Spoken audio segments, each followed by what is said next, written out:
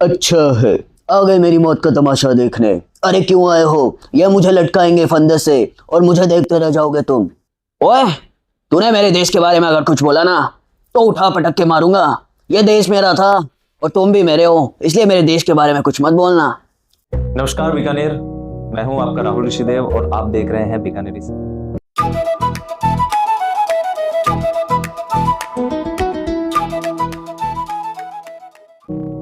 और आज हमारे साथ एक ऐसे आर्टिस्ट मौजूद हैं जो रैपर होने के साथ साथ ही ऑलराउंडर हैं। कई आर्टिस्टों की वो मिमिक्री करते हैं, कई कार्टून कैरेक्टर्स की वो मिमिक्री भी कर लेते हैं। तो ज्यादा देर ना करते हुए मैं आपको मिलाता हूं आज के हमारे गेस्ट से, जिनका नाम है सरवर गौरी। तो बहुत बहुत स्वागत है आपका सरवर जी हमारे चैनल पर। धन्यवाद। मिमिक्री करते हो आप, बहुत शानदार करते हो, मैंने सुना, और अनबिलीवेबल इस टाइप का टैलेंट हमारे बीकानेर में और इस तरीके से है जो मतलब उनको एक अच्छा मुकाम नहीं मिल पा रहा।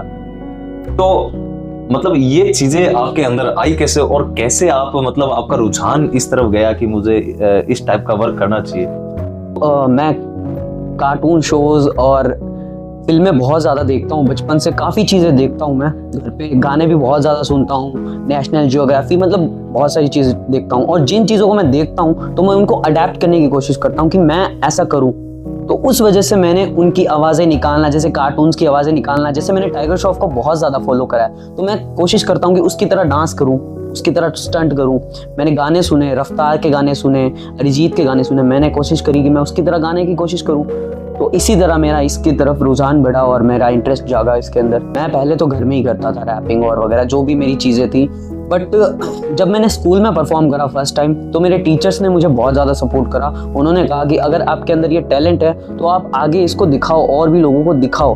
तो उसके बाद मैंने वीडियोस बनाने स्टार्ट करे। तो फिर मेरे को एक रील के थ्रू पता चला कि कोई बीकानेर में कंपटीशन हो रहा है प्यारो मुखड़ो करके। तो वहाँ से मेरी फर्स्ट शुरुआत हुई, वहाँ मैंने एक रैप सॉन्ग गाया था। फिर ऐसे ही रील्स के साथ मेरे पास बीकानेर कलाकार को मैंने जाना, वहाँ मैंने फॉर्म अप्लाई करा और मैंने वहाँ पे ऑडिशन दिया, मैं सेलेक्ट हुआ और फिर उस शो के अंदर मैं सेकंड रनर अप रहा। क्या बात है, बहुत बड़ी बात है ये। और आपकी एक बार मिमिक्री की बात कर लेते हैं हम जी। और मतलब कई तरीके की आप मिमिक्री कर लेते हो, तो एक आधा हो जाए कुछ? जी बिल्कुल, जरूर। अच्छा है, आ गए मेरी मौत का तमाशा देखने। अरे क्यों आए हो? ये मुझे लटकाएंगे फंदे से और मुझे देखते रह जाओगे तुम।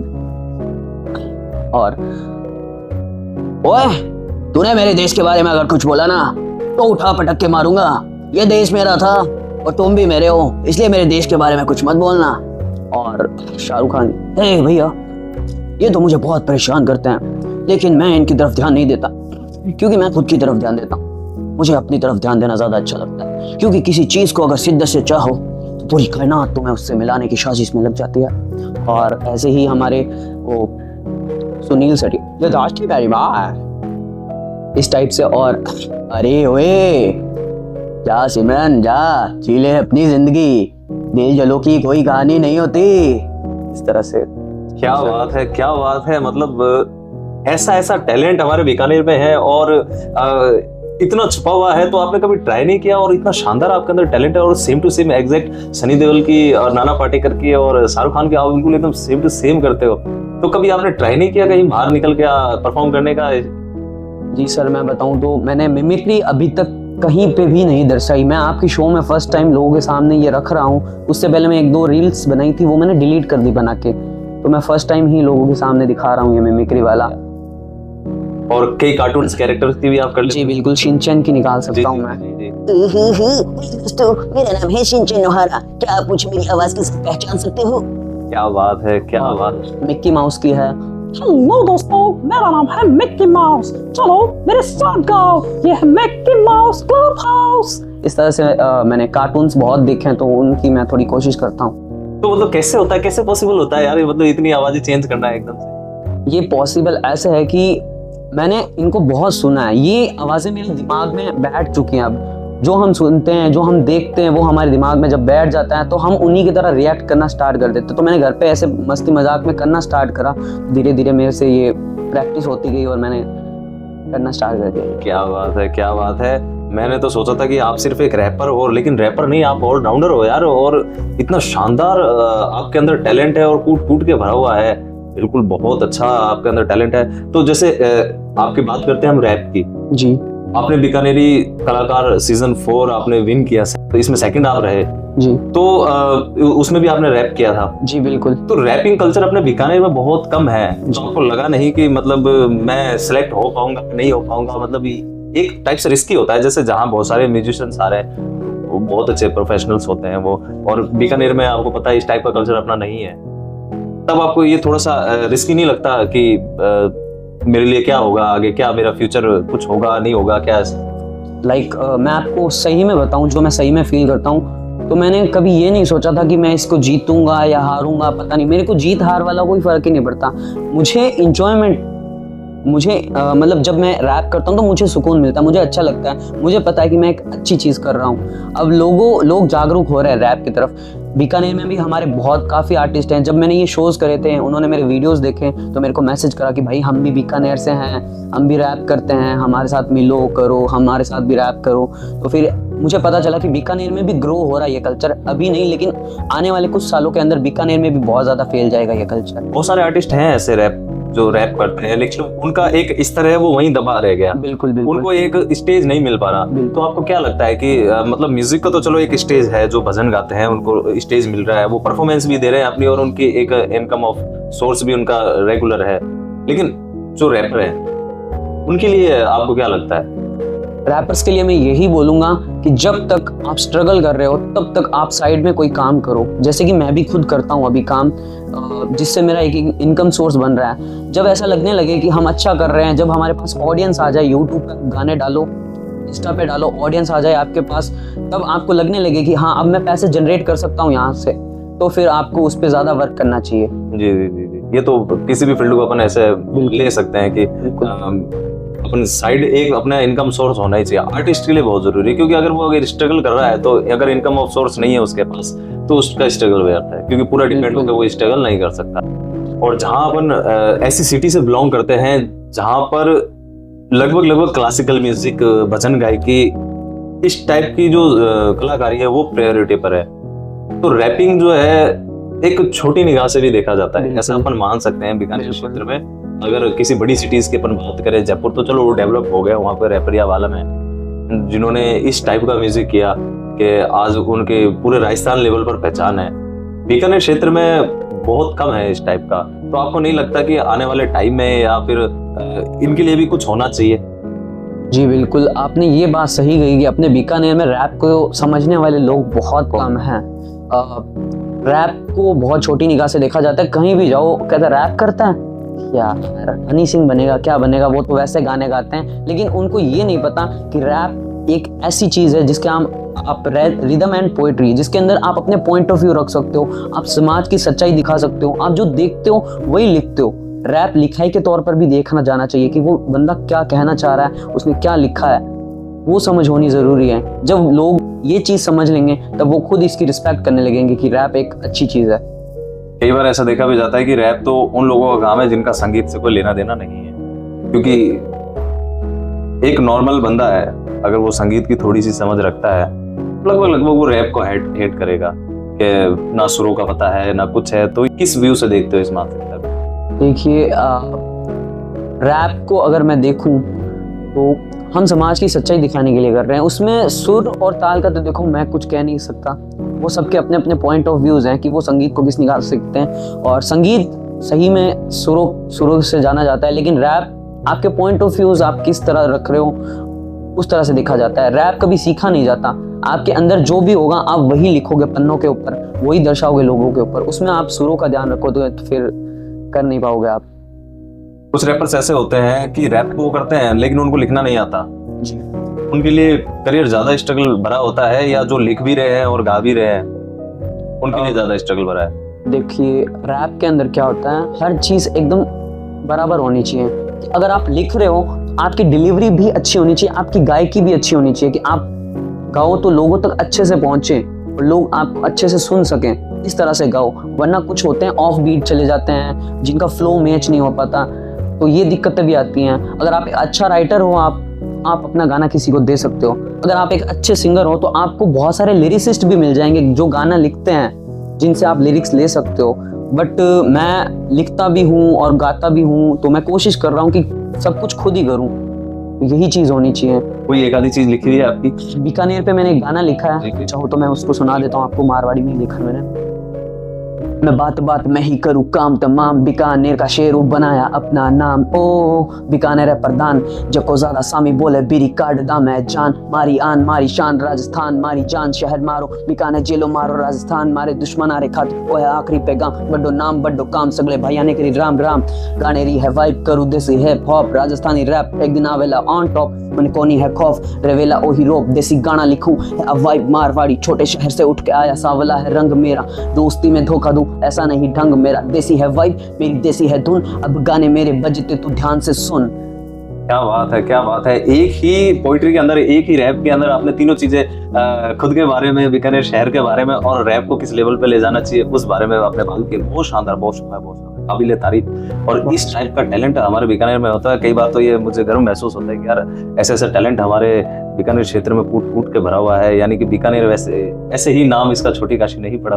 तो स्टडी वगैरह आपकी चल रही है अभी? जी सर, मेरी स्टडी अभी चल रही है। मैं बीए कर रहा हूँ अभी। मैं अभी 3rd सेमेस्टर में आया हूँ, 2nd ईयर के अंदर। और कंप्यूटर लाइन में हूँ अभी मैं, आईटी के सेक्टर के अंदर, वो भी चल रहा है अपना। तो फिर प्रैक्टिस वगैरह कैसे रहती है आप? प्रैक्टिस मैं घर पे सुनता हूँ, घर पे बीट्स लगा लेता हूँ, बीट्स के ऊपर मैं कुछ लिखता हूँ। अपनी 4 लाइनें लिख ली मान लो मैंने, तो मैं उनको प्रैक्टिस करने की कोशिश करता हूँ कि उस बीट के ऊपर सही जाएगा कि नहीं जाएगा।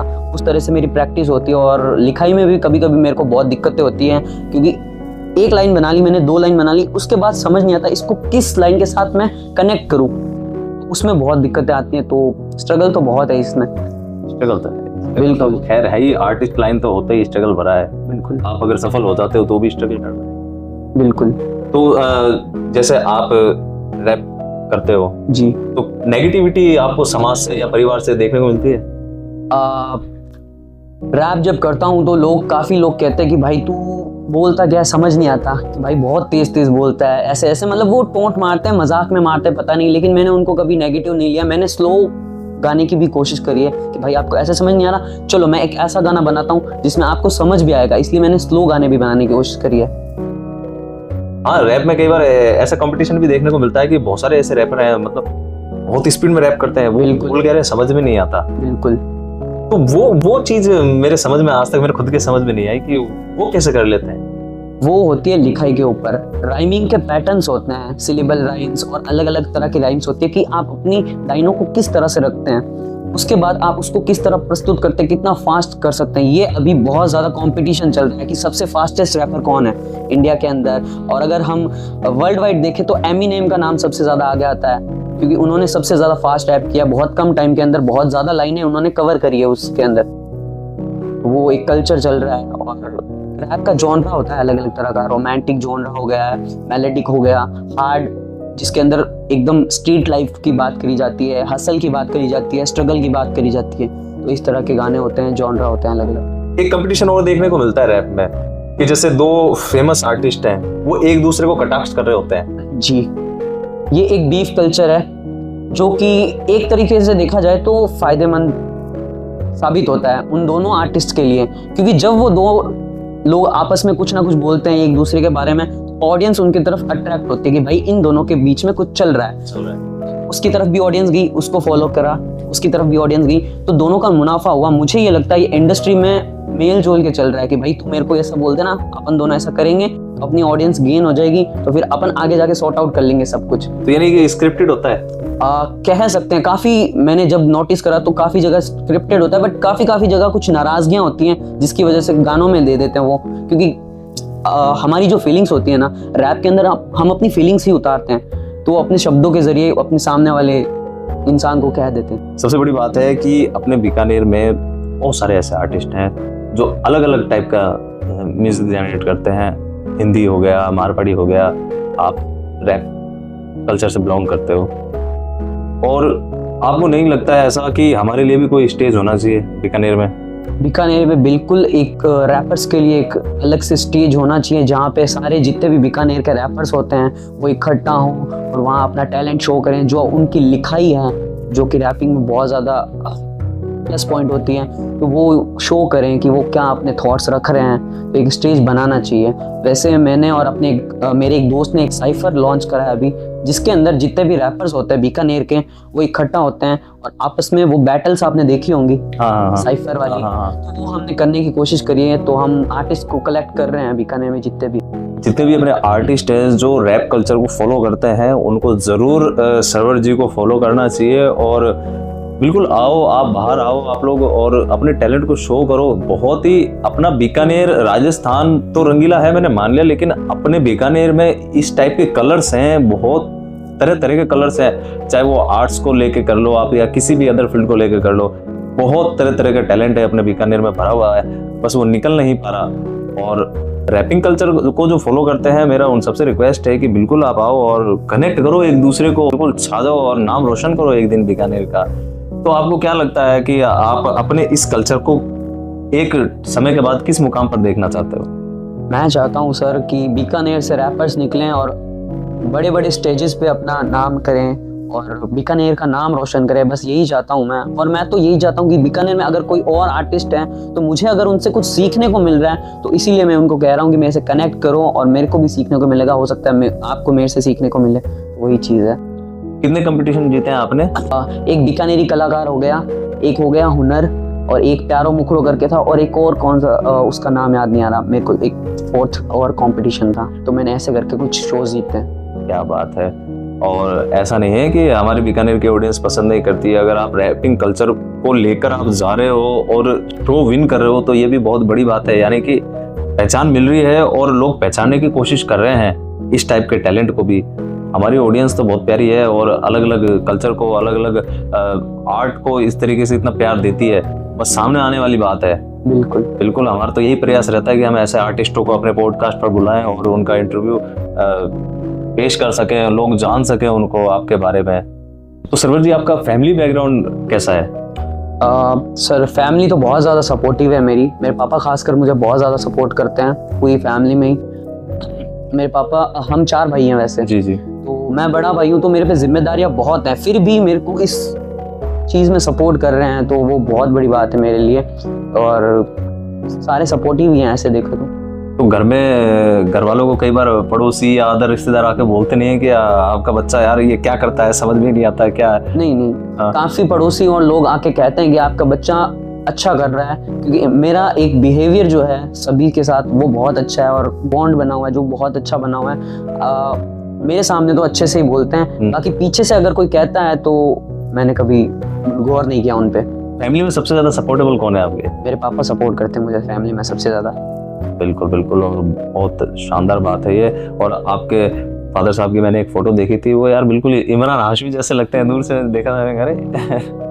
जी बिल्कुल, वो शाहरुख खान और इमरान हाशमी के बहुत बड़े फैन हैं। अच्छा। तो मेरे पापा को हमेशा इसे शाहरुख खान का बहुत शौक था, उन्होंने बहुत सारे फोटोज कलेक्ट किए हैं शाहरुख खान के उस टाइम में 90s के अंदर। अच्छा। अखबार में से हिंदी इंग्लिश जितने भी अखबार आते थे उनमें से शाहरुख खान के फोटो कट करके बहुत सारे करे थे और दीवार पे वो कोयले से बना देते थे। अच्छा। उनकी तस्वीर, ड्राइंग भी बहुत अच्छी बनाते मेरे पापा।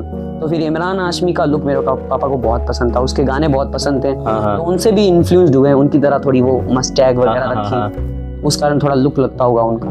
मेरे तो यही आशा है, उम्मीद है, और हमारी तो पूरे बीकानेर की तरफ से दुआ है कि अगर आपके फादर साहब का सपना है शाहरुख खान से मिलने का, तो आप अपने टैलेंट के दम पर एक दिन मिलवाओ उनसे जरूर। जी बिल्कुल जरूर। तो पूरा बीकानेर ये देखना चाहता है कि हाँ, आपने अपना तो ड्रीम पूरा किया कि अपने फादर का भी ड्रीम पूरा किया। तो इसके अलावा आप क्या क्या करते हो? मैं रैपिंग के साथ साथ मिमिक्री कर लेता हूँ, डांस कर लेता हूँ, मैं थोड़े थोड़े स्टंट्स करने की कोशिश करता हूँ, क्योंकि मैं बचपन से ही टाइगर श्रॉफ को बहुत ज़्यादा फॉलो करता हूँ और जैकी चैन की मूवीज़ मैंने बहुत देखी है, तो उनको देख देख के मैंने कराटे वगैरह करने की कोशिश करी घर पे ही। बट मेरा जो ड्रीम है रोडीज में जाने का, अगर आपको पता हो MTV रोडीज एक शो है, बिल्कुल, तो मैं बचपन से देख रहा हूँ, 2015-16 से देख रहा हूँ, मेरे को वो शो बहुत पसंद है। और भी शोज है बट मेरे को उस शो में जाने का बहुत ज़्यादा मन है, तो मैं उसी के लिए तैयारी कर रहा हूँ कि कुछ अपने अंदर इम्प्रूवमेंट लाऊं, मैं उस शो के लायक बन जाऊं और वहाँ जाके मैं कुछ करूँ, बीकानेर के लिए रिप्रेजेंट करूँ, ताकि पता चले बीकानेर से एक बंदा आया है। बिल्कुल बिल्कुल, और इतना टैलेंट है आपके अंदर, बिल्कुल हमें पक्का पता है कि आप एक दिन बीकानेर का नाम रोशन करोगे और जरूर आप उसको भी विन कर लोगे। जैसे आपने इतने सारे ऑडिशंस विन किए, जहां इस टाइप का कल्चर ना होते हुए भी आपने एक अपना मुकाम बनाया है, आपने एक अपनी जगह बनाई है, तो वहां पे भी आप बहुत अच्छा परफॉर्म करोगे और एक दिन आप छा जाओ, बीकानेर का नाम रोशन करो, यही हम सब की आपके साथ दुआएं हैं। और बहुत अच्छा लगा सरवर जी आपसे बात कर बहुत धन्यवाद आपको हमारे बहुत प्रोग्राम शुक्रिया। पधारने के लिए।